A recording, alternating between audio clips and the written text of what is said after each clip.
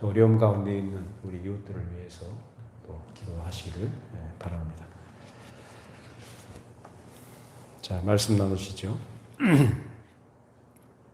우린 지난 주일에 초대교회의 유무상통의 생활에 대해서 함께 생각을 해보았습니다.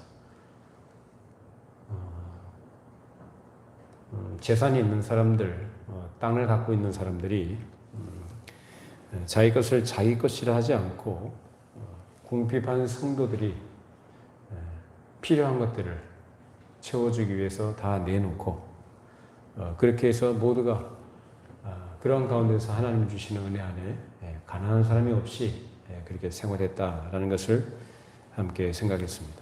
그만큼 초대교회 당시에 사도들이 전했던 십자가의 복음의 능력, 그 복음으로 인하는 은혜가 충만했던 것을 우리가 확인해 보았습니다.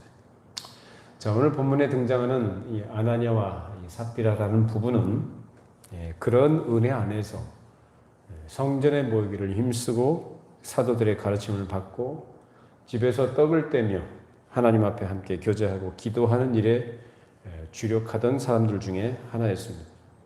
이것이 초대교회 신자들의 중요한 신앙생활의 모습이었는데 오늘날 우리의 신앙 상태와 비교할 때 이들의 신앙 수준이든지 이들의 신앙 상태가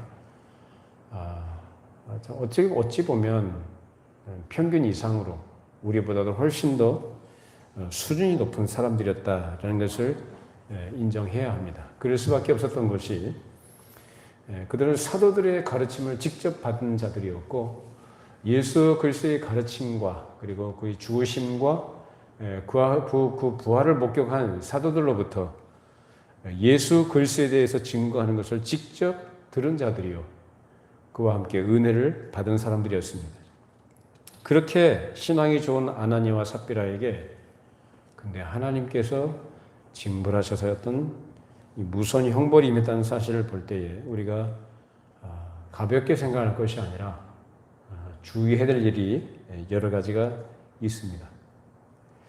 이들도 사도의 가르침을 받아서 서로 교제하며 떡을 떼고 기도하는 중요한 신앙 그룹 가운데 훌륭한 신자들이었을 텐데 어떻게 이렇게 무서운 형벌을 받게 됐을까? 이들이 참 신자가 아닌 알곡이 아닌 가라지 같은 자들이었나? 우리가 그 부분을 분명히 우리가 알 수는 없어요. 그러나 분명한 사실은 그들이 가지고 있었던 태도로 인해서 하나님께 징벌을 받았다는 사실을 우리가 주목을 해야 됩니다. 만약에 이들이 가라지 같았다고 한다면, 가라지였다고 한다면 이 사람들이 예수를 믿었을까요? 믿지 않았겠죠. 교회에서 이들이 그렇게 열성적으로 은혜 생활을 했을까요? 그러지는 않았을 거예요. 더군다나 오늘 같은 시대가 아니라 상황적으로도 참으로 예수를 믿는 신앙생활을 하기에 참 열악했던 그런 초대교회 당시에 그 공동체 안에서 함께 은혜를 나누고 은혜를 누렸던 이 사람들의 가라지였을 가능성이라는 것은 좀 생각하기가 좀 희박하다. 만약에 이들이 그런 사람들이었다고 한다면 예수를 믿지 못했을 뿐만 아니라 아마 예수 그리스도를 믿는 도에 대해서 아마 다른 주장을 하기도 하면서 교회 내에서 좀 분란을 일으켰겠죠. 근데 이들에게는 전혀 그런 문제가 지금 드러나지 않고 오직 한 가지 문제만 나와요. 어떤 문제입니까?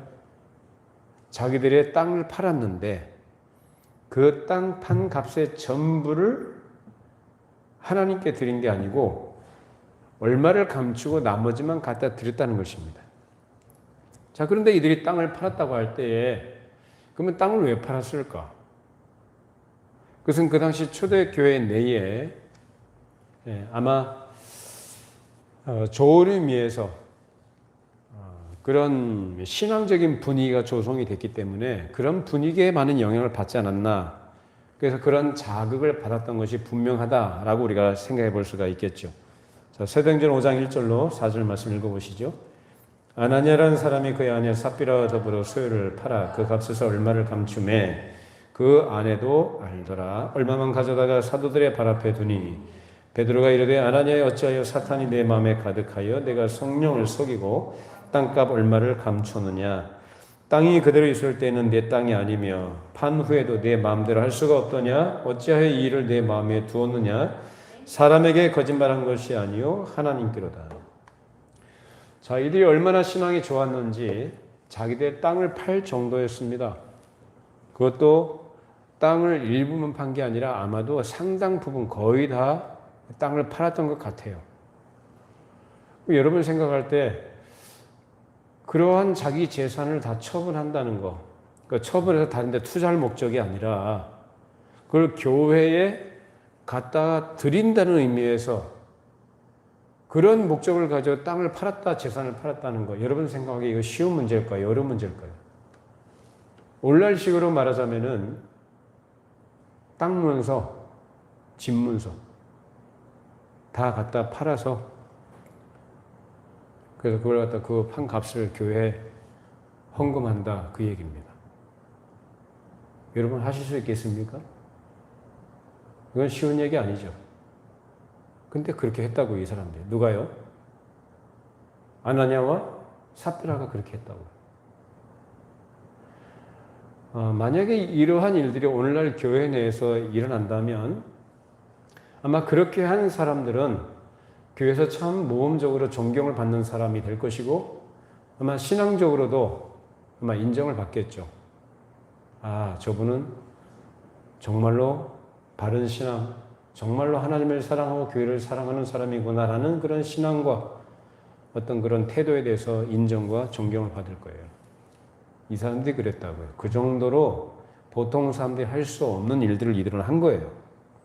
자, 그런데 사람 속은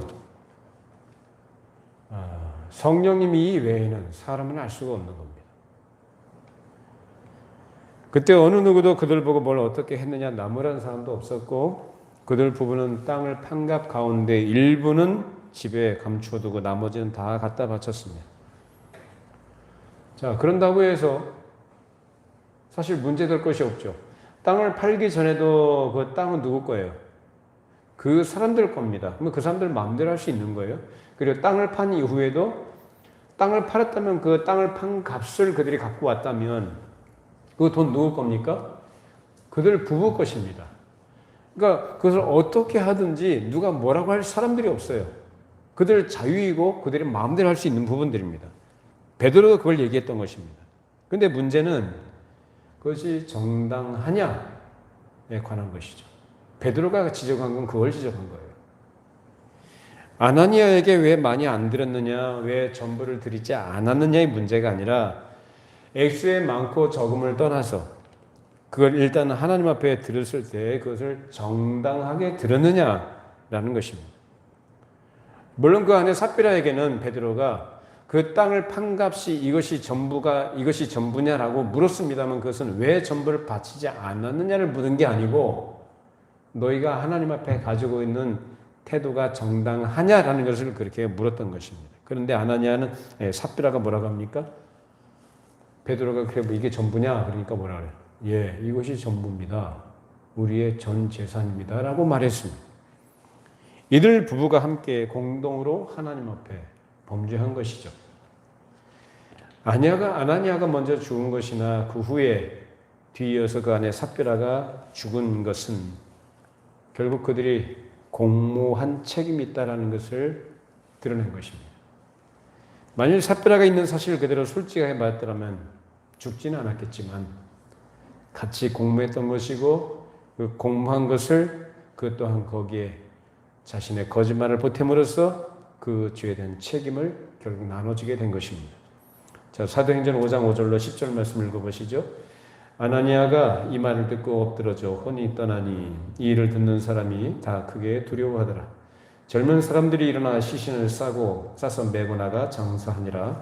3시간쯤 지나 그의 아내가 그 일하는 일을 알지 못하고 들어오니 베드로가 이르되 그 땅 판값이 이것뿐이냐 내게 말하라 하니 이르되 예 이것뿐이라 하더라. 베드로가 이르되 너희가 어찌 함께 꾀하여 주의 영을 시험하려 하느냐. 보라 내 남편을 장사하고 오는 사람들의 발이 문 앞에 이르렀으니 또 너를 메어 내 가리라 하니 곧 그가 베드로의 발 앞에 엎드러져 혼이 떠나는지라. 젊은 사람들이 들어와 죽은 것을 보고 메어다가 그의 남편 곁에 장사하니. 남편 아나니아가 먼저 죽고 그 사실을 모른 채 베드로 앞에 나온 삽비라가 베드로의 질문에 거짓으로 대답한 것 때문에 그 죄에 대한 책임을 같이 지게 된 것입니다. 이게 사람은 속일 수 있다고 생각을 한 모양이죠. 그러나 주의 영을 속일 수가 없는데 이들이 생각하는 것은 사람을 속이는 것으로 역시 주의 영도 속일 수 있다고 생각한 것입니다. 이처럼 주의 영을 속인 죄가 그만큼 큰 것으로 나타납니다. 여기서 지적하는 것은 헌금의 많고 적음을 말하는 것이 아니고 헌금의 가장 기본적인 것이 무엇인지를 우리에게 가르치고 싶은 겁니다. 이때는 나중에 제도화한 헌금이라는 것이 이런 예배 방식인데, 그러니까 우리가 예배할 때 하나님께 헌금을 드립니다. 교회 올 때. 헌금을 드리는 것은 해도 되고 안 해도 되는 것이 아니라 그것은 예배의 굉장히 중요한 요소이고 굉장히 의미 있는 예배 순서입니다. 그리고 또 여러분들이 예배하실 때에 뭐 헌금을 해야 되냐 말아야 되냐 이런 걸 얘기하는 게 아니라 그 중요한 예배 요소를 결코 여러분들이 가볍게 여기시면 안 된다는 겁니다. 그래서 중요한 예배 요소로서 이것이 나중에 이제 초대교회에서 시작이 돼가지고 차츰차츰 정착되어 가는 시기였기 때문에 나중에 제도화가 된 것이죠. 그러나 처음에 이것이 초대교회 당시에 시작이 돼가지고 하나님을 공경하고 하나님께 예배하는 중요한 방식이 무엇인지를 제대로 가르칠 필요가 있었기 때문에 이 본문이 이 사도행전 5장이라는 부분에 기록이 되어 있는 거예요. 이것이 그리 중요한 문제가 아니었다면 하나님을 공경하는 그런 중요한 의미를 가진 것이 아니라고 한다면 굳이 여기에 기록으로 남겨놓을 필요가 없죠. 근데 왜 이 기록으로 남겨놨을까? 가르치는 거죠.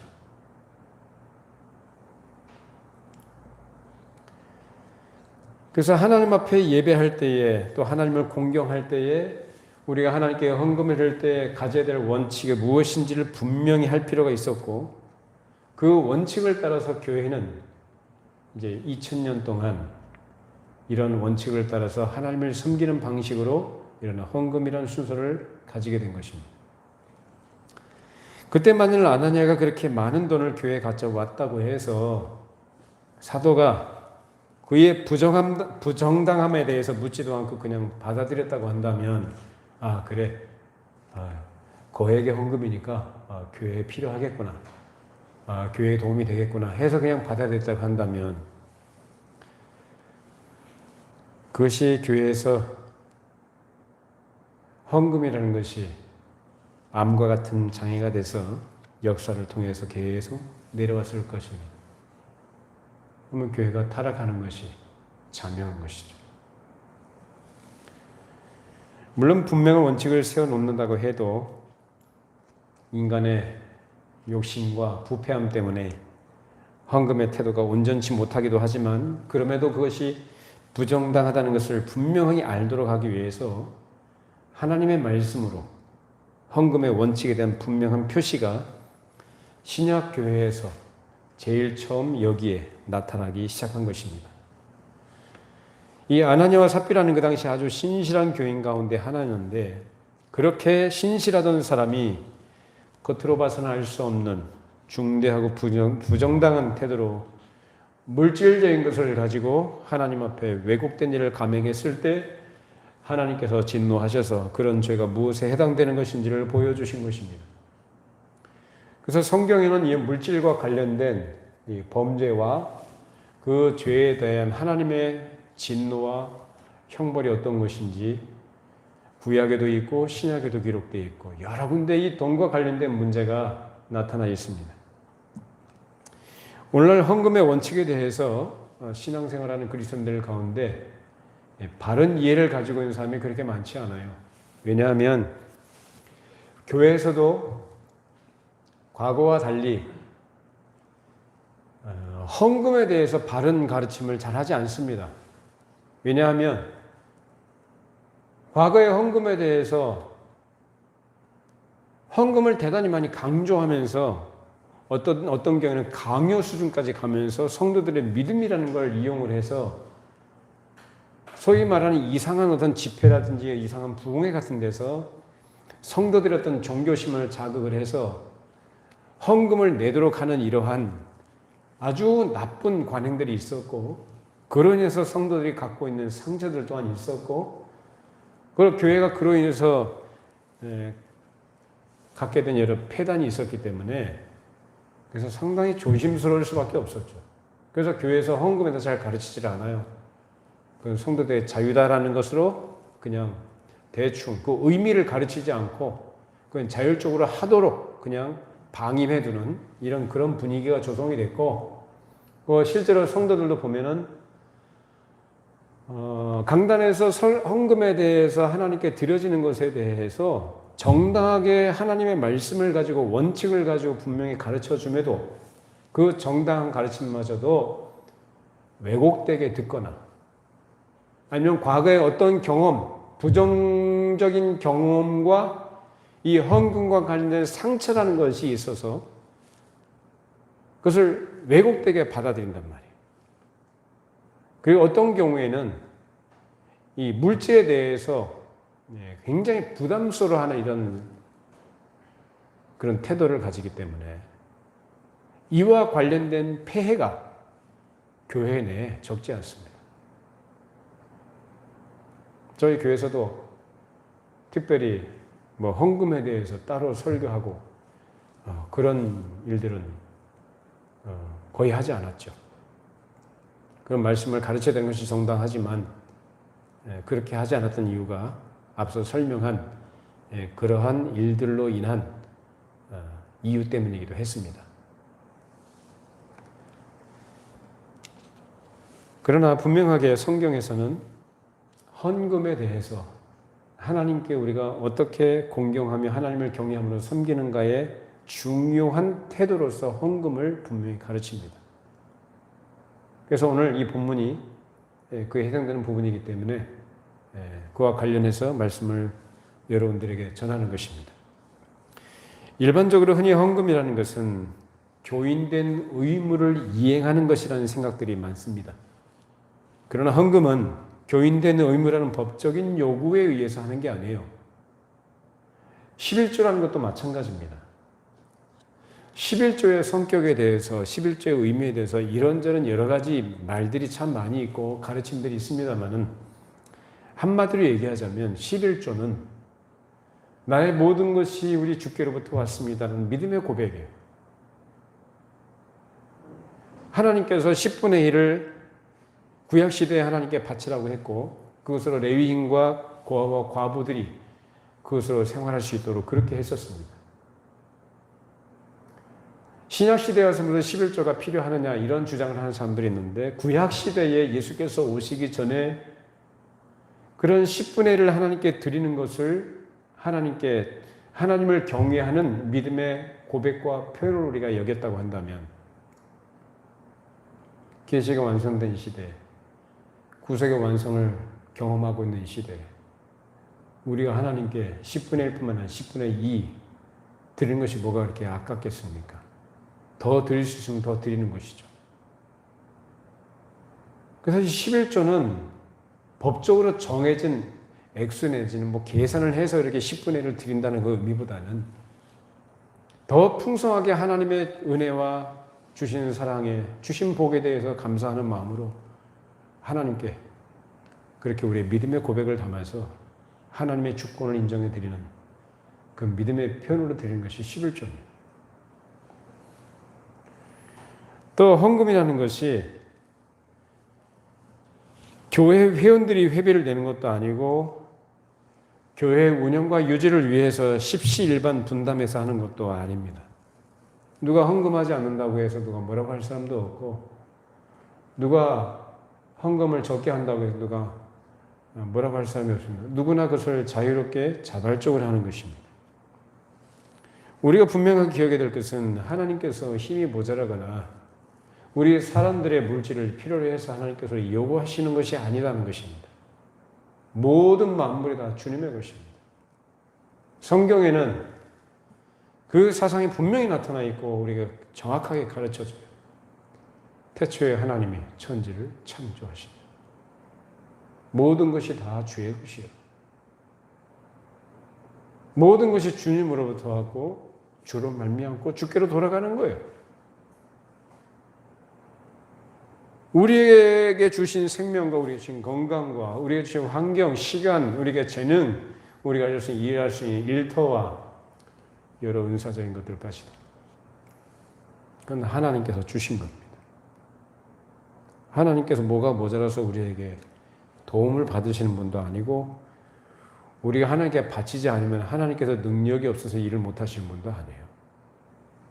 우리가 하나님께 믿음으로 드릴 수 있는 것이 복이요 은혜인 줄로 믿습니다. 모든 것이 다 주님의 은혜로 주어진 것들이에요.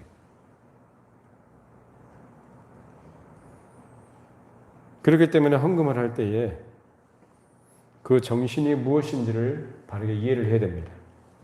원래 아나니아와 삽비라가 차라리 돈을 안 냈다면 아무 문제가 없었겠죠. 처음부터 땅을 팔 마음의 동기가 없었다면 차라리 나을 뻔했고, 이 사람들은 땅을 팔아가지고 교회에다 헌금을 들여놓고 죽은 자들이에요.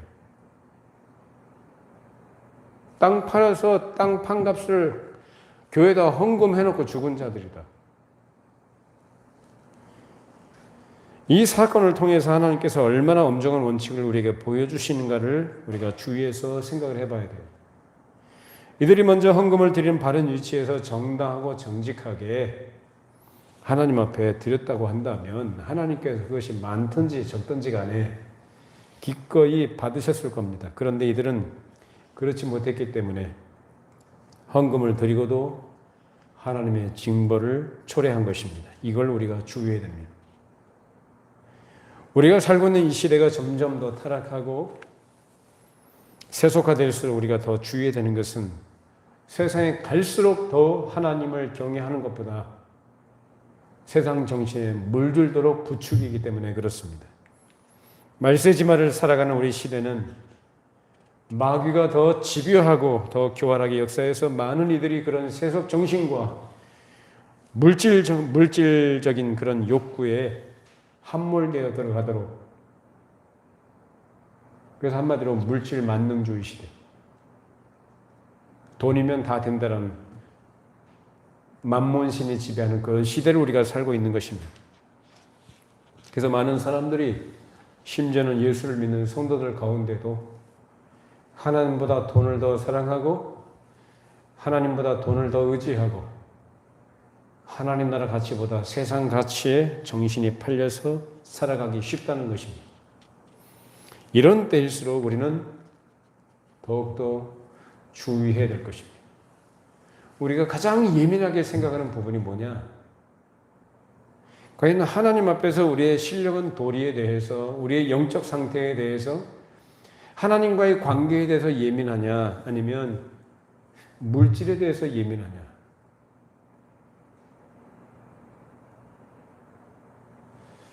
사람들이 물질에 대해 그토록 집착을 하고 애착을 갖는 것, 심지어 욕심을 부리는 이유가 뭡니까? 돈이라는 것이 세상의 힘이거든요. 그 힘을 많이 확보하면 확보할수록 자신의 삶이 안전할 것이라고 생각하기 때문에 그렇습니다. 근데 돈을 사랑하는 것이 일만하게 뿌리다라고 말씀합니다. 우리에게는 돈을 사랑하는 것이 아니라 하나님을 사랑하라고 말씀하십니다. 하나님이 우리의 삶의 근원이신 줄로 믿습니다. 그 하나님을 더 사랑하고 하나님을 의지하고 하나님께 우리의 모든 인생을 다 맡길 수 있기를 바랍니다. 그것이 성경이 가르치는 참신함입니다. 개혁이라는 것은 어떤 수레를 산꼭대기로 끌고 올라가는 것과 같기 때문에 계속 힘을 주고 계속 끌고 다녀야 되는 것이지, 끌고 올라가고 밀고 힘을 써야 되는 것입니다. 근데 한번 끌어놨다고 해서 다 됐다고 생각하고 힘을 놔버리면 어떻게 됩니까? 수레가 언덕 아래로 쭉 밀려 내려가겠죠. 그만큼 개혁이라는 것은 한 번 하고 마는 게 아니라 꾸준하게 지속적으로 힘써서 해 나가야 되는 것입니다. 그런데 그렇게 하지 않을 때에 교회가 점차적으로 타락해 갑니다. 그 모습이 어떻게 나타나느냐면 인간적인 것과 물질적인 것과 그리고 종교적인 이러한 일들에 몰두하면서 타락해 갑니다. 그것이 교회사에 여실하게 드러나고 있고 중세 카톨릭이 타락했을 때 그 타락한 모습들이 그 분명한 증거가 될 것입니다. 오늘날도 마찬가지예요. 교회가 말씀에 의해서 바른 진리의 터 위에 세워져 가야 하는 것이지 이런저런 인간적인 방법들을 동원하고 수단을 동원해서 사람들이 많이 모이도록 하고 그래서 사람들이 많이 모이면 당연히 헌금이 많이 나오겠죠.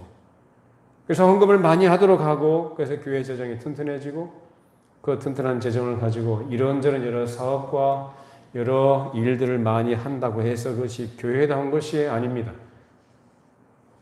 하나님께서 그런 걸 원하시는 게 아닌데도 사람들은 그런 일들을 자꾸 해나가면서 죄를 짓는 것입니다. 그런데 그렇게 하는 것이 부흥이라고 생각을 하고 교회가 발전한다고 생각하고 교회가 잘 되는 것으로 생각하는 쪽으로 계속 나가게 되면 더 이상 어찌할 수 없는 구제불능의 상태에 빠지게 됩니다.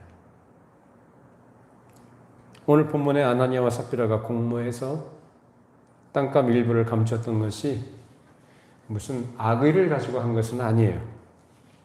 그 판값이 얼마인지는 우리가 알 수 없지만은 오늘날 우리식으로 생각해 본다 할지라도 땅을 팔았다고 한다면 상당한 거액이었겠죠.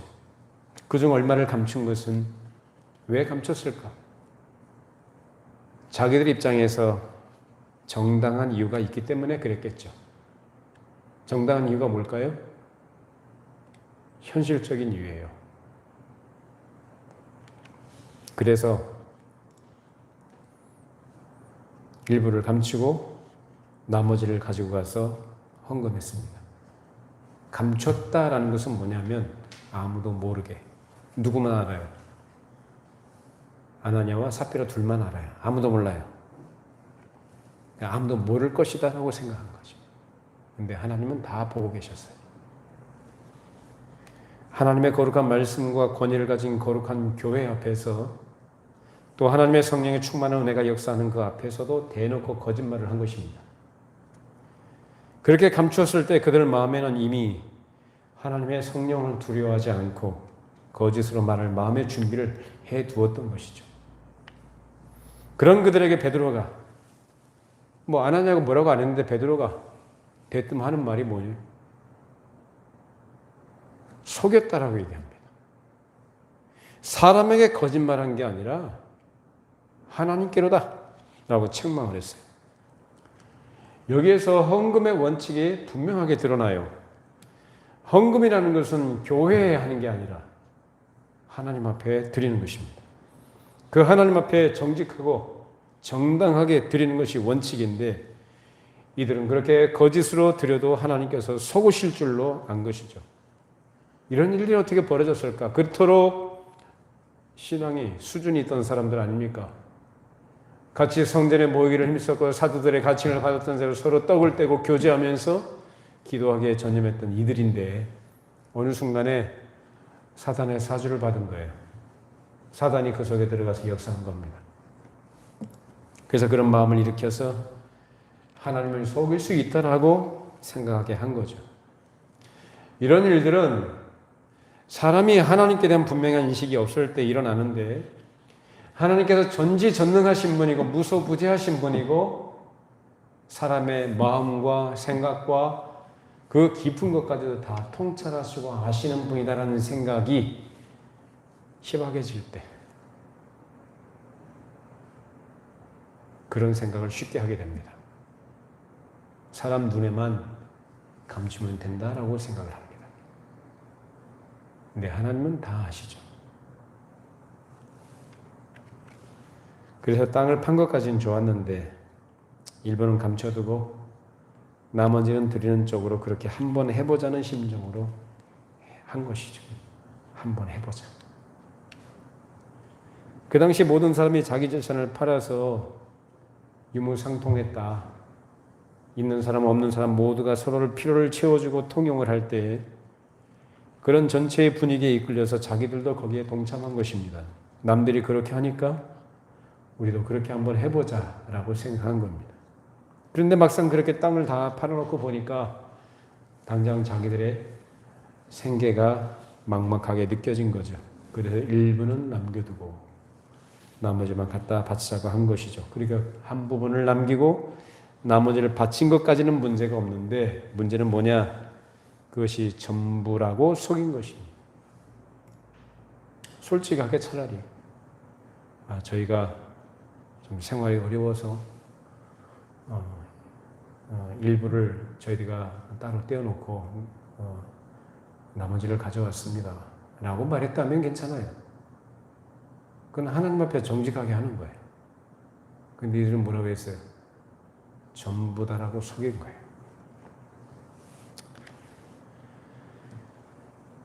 이것이 바로 아나니아와 삽비라 이 부부의 태도에서 우리가 주의해서 봐야 될 문제입니다.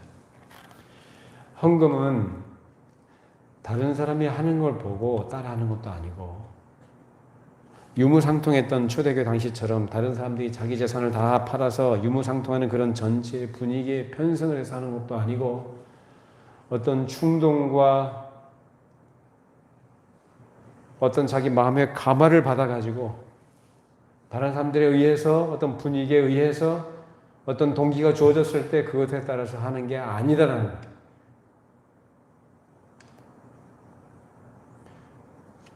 물론 그 당시 유무상통하는 그런 생활의 모습은 신앙적인 한 태도였지만 그 부부에 있어서 가장 부족했던 것은 그런 신앙적 분위기에 맞출 만한 충심의 동기와 능력이 없었다는 것입니다. 그런 동기와 능력이 없는 사람이 어떤 마음의 감화를 받고 전체의 분위기에 맞춰버리고 그런 태도를 가질 때 거기서 나오는 것이 뭐냐? 가식이나 조작이 나와요. 자기도 그렇게 한번 해보는 거예요. 이런 조작이 헌금에는 가장 무서운 적입니다. 헌금에서 제일 중요한 요점을 말한다면 개인이 다른 사람하고 상관없어요. 하나님 앞에서 개인이 자신을 드린다는 것이 가장 중요한 의미입니다. 그런데 남들이 하니까 나도 이렇게 해야 되겠다는 것이 정당하지 못한 태도였던 것이고 다른 사람이 헌금을 드리는 태도는 그 사람의 신앙과 그 사람의 믿음의 고백이에요. 근데 그걸 보고 자기도 따라한다는 것은 그 자체가 정당하지 않다는 거죠. 그 사람이, 즉 다른 사람이 볼 때 다른 사람이 헌금을 드리면 그 헌금을 드리는 사람의 신앙과 그 믿음의 고백이 어떠하다는 그 사람의 어떤 그런 측면에서의 인식을 바르게 가지고 어떻게 저렇게 할 수 있을까라는 생각을 하면서 그런 믿음이라는 것에 대해 초점을 맞춰서 자기도 그런 부분들을 생각을 하고 하나님 앞에 은혜를 구하면서 그 믿음의 어떤 성장, 어떤 믿음의 참됨, 그런 태도, 이런 것들에 관심을 가져서 거기에서 참된 믿음의 능력으로 나타나는 부분들이 그런 표현으로 드러나는 것이 마땅한데 그런 건 없고 그저 겉으로 드러나 보이는 다른 사람이 그렇게 하는 신앙의 태도만 보고 따라하는 것. 이것이 정당하지 못했다는 것입니다. 그러니까 아나니아와 삽비라가 그런 사람이에요. 자기 자신의 신앙 고백에 하는 것이 헌금이고 그 신앙 고백으로 하나님께 드릴 때 그것이 정당하다는 것입니다. 우리가 예배하면서 하나님께 드리는 헌금은 대단히 중요한 의미를 가진 예배 요소입니다. 헌금은 자기 자신을 드리는 것이 그 핵심이에요. 물론 우리가 자녀들을 가르칠 때 헌금에 대해서 아이들이 아직 모르니까 그 의미를 잘 모르니까 의미도 가르쳐주면서 그 형식도 가르쳐줍니다. 이렇게 되고 너희들 용돈 받으면 또 너희들이 어떤 수입을 얻게 되면 10분의 1을 하나님께 드리는 거야. 이렇게 교육교차에서 가르치는 부분이 필요합니다. 그러나 그것과 다른 성격에서 남들 하니까 따라한다든지 마지못해서 체면치레 하듯이 한다든지 이런 것들은 헌금에 있어서 상당히 부정적인 요소가 되는 거죠. 자, 마태복음 6장 21절 보십시다. 내 보물 있는 그곳에는 내 마음도 있느니라. 자, 예수님 말씀하신 거예요. 너희는 하늘에 보물을 쌓아두라고 말씀하시면서 하신 말씀이에요. 물질에 자신이 지배를 받느냐, 자신이 물질을 지배하느냐 하는 것이 그 사람의 신앙의 어떠함을 가늠해보는 분명한 시금석일 것입니다. 그만큼 사람은 어느 시대에나 이 물질에 대해서 대단히 집착이 강합니다. 그런 물질을 하나님께 드린다? 그 귀한 물질, 우리가 세상에서 직장 생활하거나 어떤 사업을 할 때, 장사를 할 때에 수입을 얻기가 쉽습니까? 돈 벌기 참 어렵죠. 그 어렵게 번 돈, 내 피와 같은 돈, 내 피와 땀의 결정체인 이 돈을 그렇게 생명과 같이 여기는 세상 사람들이 그토록 집착하는 그 돈을 내가 하나님께 드린다. 그것은 무슨 고백일까요? 하나님이 더 존귀하신 분입니다. 그 존귀하신 하나님 앞에 내 자신을 드립니다라는 고백이에요. 단순히 돈을 드리는 게 아니라 나의 전 존재를 하나님께 드립니다. 굉장히 아름다운 거죠. 단순히 돈 문제 얘기하는 게 아니라니까요. 헌금은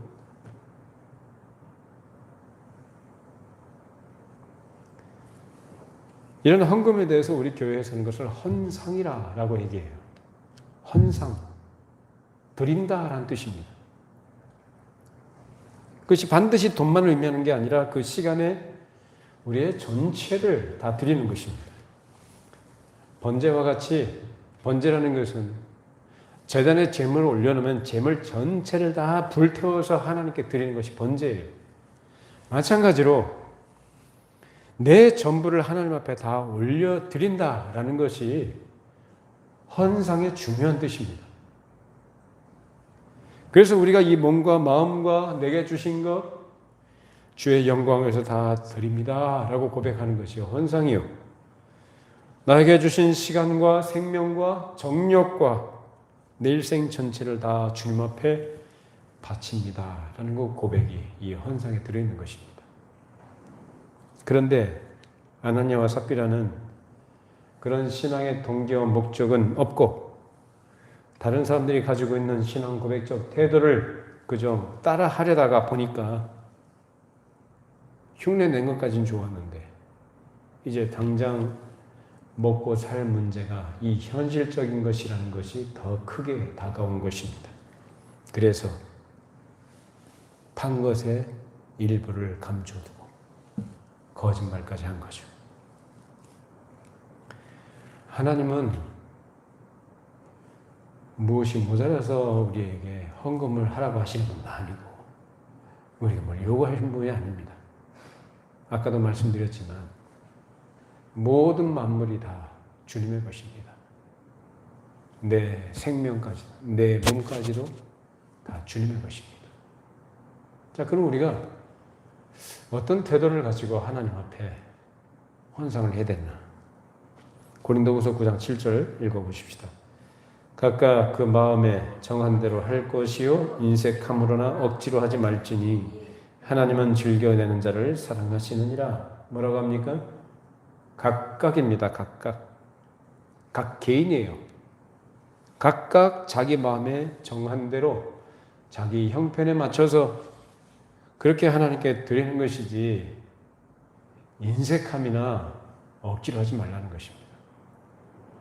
그러면 기준이 어떻게 될까? 내 수입이 예를 들어서 100만 원이다.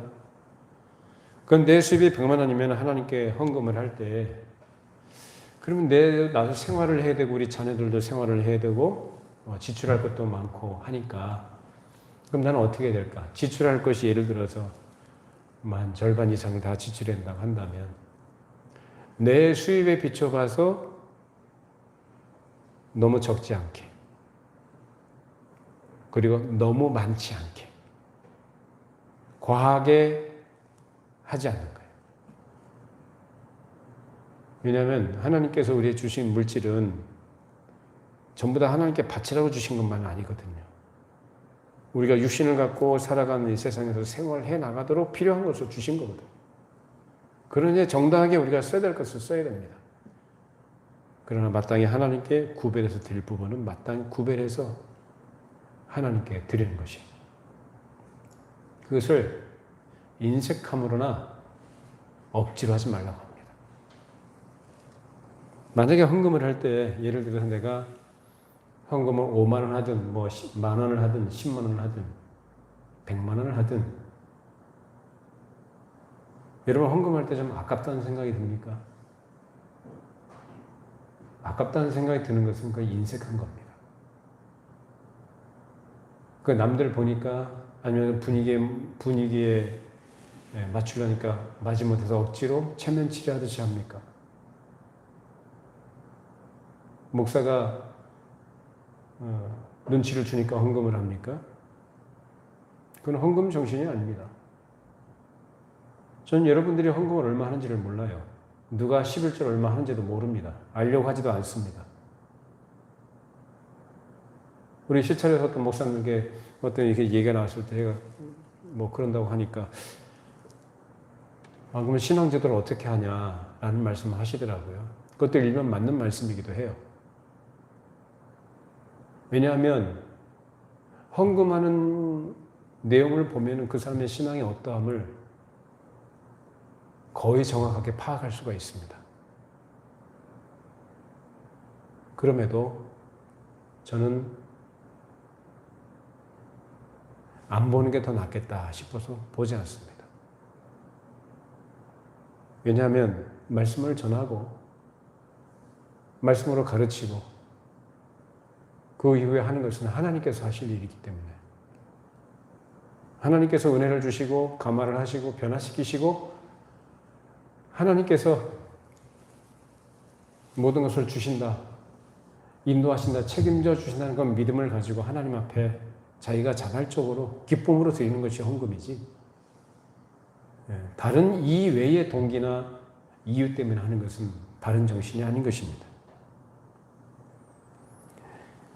하나님께서는 많거나 적거나 하나님께서 주신 은혜와 믿음의 분량대로 그리고 정직한 마음으로 즐겁게 드리는 사람을 사랑하십니다. 만일 하나님 앞에 헌금하는 것이 부담스럽거나 즐겁지 않거든 하지 말아야 됩니다. 하나님께서는 그런 돈으로 하나님 나라의 거룩한 계획을 이루어가신 분도 아니고 하나님께서 그런 돈으로 교회를 이끌어 가신 분이 아닙니다. 하나님께서 세우신 교회는 하나님이 운영하시는 것이지 사람이 주체가 돼서 그것에 의해서 좌우되는 것이 아닙니다. 만일 사람이 낸 돈으로 운영하는 것까지 생각하거나 교회가 돈으로 유지된다고 생각할 때에 그 교회는 이미 타락하기 시작합니다. 몇 년 전에 누구로부터 들은 말씀이에요. 어떤 교회 장로님께서 그런 말씀 하시더랍니다.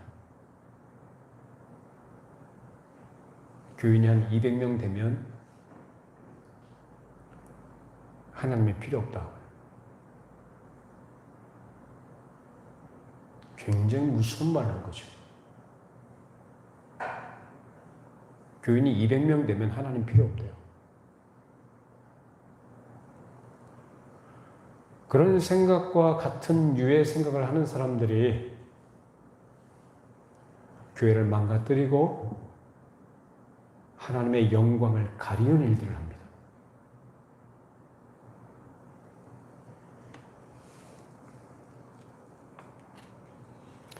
만일 돈을 하나도 안 내더라도 하나님께서 당신의 뜻대로 세우신 교회라고 한다면 하나님께서 당신의 뜻대로 운영하고 나가실 것입니다. 만일 거기에 그런 교회가 있을 필요가 없게 되면 하나님께서 흩어버리실 것입니다.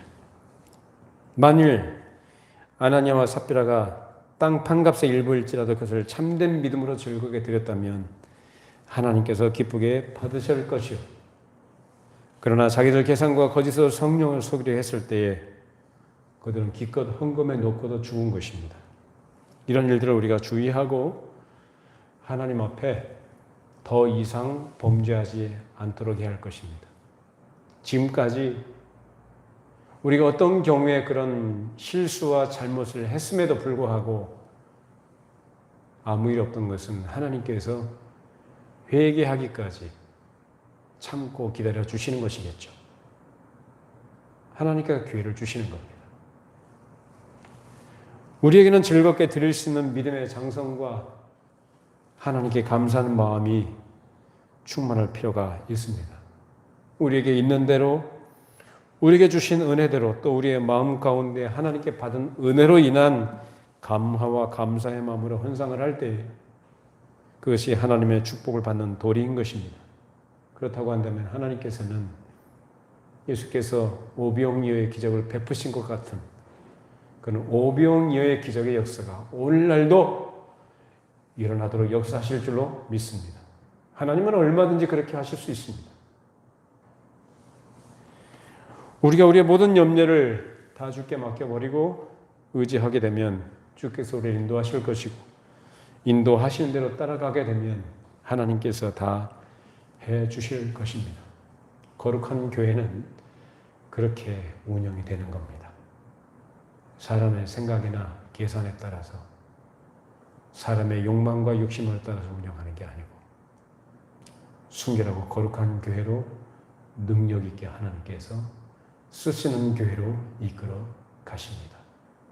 이 일에 하나님께서 부르신 것을 정말로 감사하고, 부르신 그 자리에서 충성된 마음과 하나님을 사랑하는 마음으로 진실하게 주를 섬기는 우리 모든 성도들이 되시기를 바랍니다. 기도하시겠습니다. 거룩하신 하나님 아버지, 오늘 거룩하고 복된 주일 우리 마음 가운데 깊이 새겨지는 말씀을 허락해 주심을 감사합니다. 진정 우리 마음속에 하나님을 경외함과 하나님에 대한 감사와 사랑으로 주를 섬기고 그런 믿음의 고백과 표현을 드릴 수 있는 참 성도들이 되도록 성령께서 은혜를 베푸시고 감화하시고 은혜로 충만하게 역사하여 주시옵소서. 모든 염려 다 주께 맡겨버리고 우리의 생각대로 우리의 욕심을 따라 살지 않도록 모든 주권자 되시고 우리의 모든 삶의 근원이 되시는 우리 하나님만 바라보고 의지하게 하시고 하나님의 인도하심을 따라가는 우리 성도들과 그런 성도들이 모인 교회가 되게 해 주시옵소서. 예수님의 이름으로 기도합니다. 아멘. 다 같이 자리에서